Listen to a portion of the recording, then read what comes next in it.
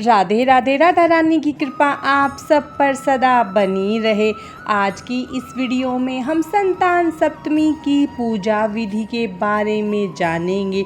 तो चलिए हम अपनी इस वीडियो को शुरू करते हैं। भाद्रपद मास की शुक्ल पक्ष की सप्तमी तिथि को संतान सप्तमी दूबड़ी साते ललिता सप्तमी का व्रत रखा जाता है।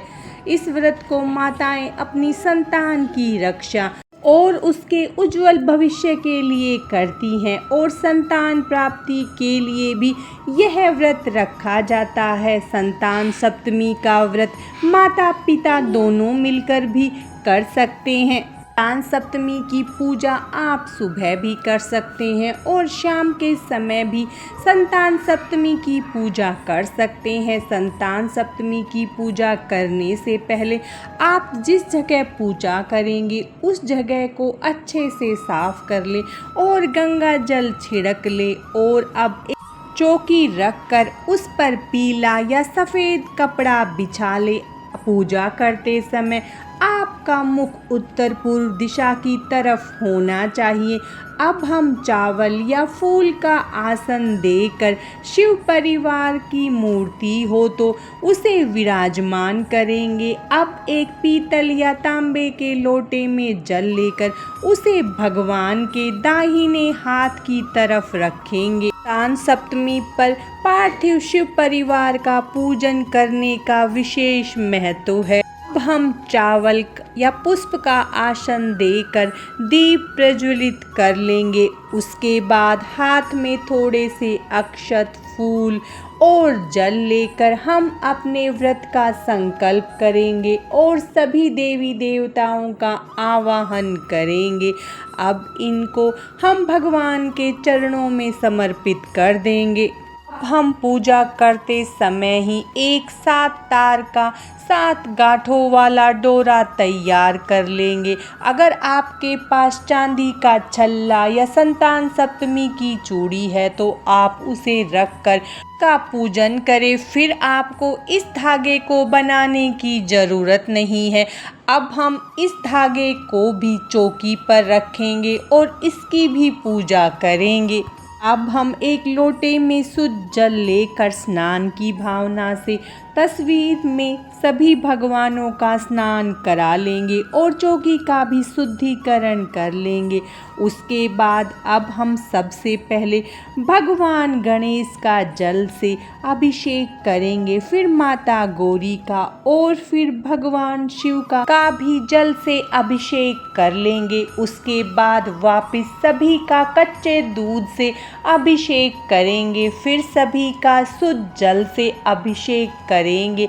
इसके बाद भगवान गणेश और भगवान शिव को जनेऊ समर्पित करेंगे। अब माता पार्वती को चुनरी समर्पित करेंगे। अब भगवान गणेश, माता पार्वती, कलश और दीप को हम रोली से तिलक करेंगे और भगवान शंकर का हम चंदन से तिलक कर लेंगे। अब हम सभी को वस्त्र रूपी कलावा समर्पित करेंगे। उसके बाद हम सभी को अक्षत समर्पित करेंगे।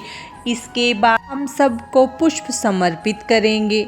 अब हम भगवान गणेश को दूब समर्पित करेंगे। इस व्रत में दूब का विशेष महत्व है क्योंकि इसे दूबड़ी साते भी कहते हैं। और हम भगवान शिव को बेलपत्र, धतूरा, धतूरे के फूल, धतूरे का फल समर्पित करेंगे और हम धागे का भी विधि विधान से पूजन कर लेंगे। अब हम माता गौरी को श्रृंगार का सामान समर्पित करेंगे। संतान सप्तमी की पूजा में भोग का विशेष महत्व है। हमने यहाँ पर मीठी पूरी बना ली है। हमने यहाँ 2 जगह पर 7-7 मीठी पूरी बनाकर रखी है। 7 पूरी माता गौरी के नाम की और 7 पूरी जो आप शाम की पूजा के बाद ग्रहण करते हैं। अगर आप कोई मिठाई या फल भी लेना चाहें तो वो भी ले सकते हैं। अब हम 1 लोटा जल लेंगे और हाथ में थोड़े से अक्षत, पुष्प और दुर्वा घास लेकर संतान सप्तमी की व्रत कथा सुनेंगे और अब हम फूल और अक्षत को भगवान के चरणों में समर्पित कर देंगे। अब लोटे में थोड़ी सी दुर्वा घास डाल दें। अगर आप सुबह पूजा कर रहे हैं तो सूर्य देव को अर्घ दे दे। अगर आप शाम को पूजा कर रहे हैं तो चंद्रमा को अर्घ दे। अब हम दक्षिणा समर्पित करेंगे। अब हम आरती कर लेंगे। आप कपूर से, दिए से भी आरती कर सकते हैं। पूजा में हुई गलतियों के लिए भगवान से क्षमा याचना करेंगे और भगवान से हमारे परिवार पर सुख समृद्धि बनाए रखने की प्रार्थना करेंगे।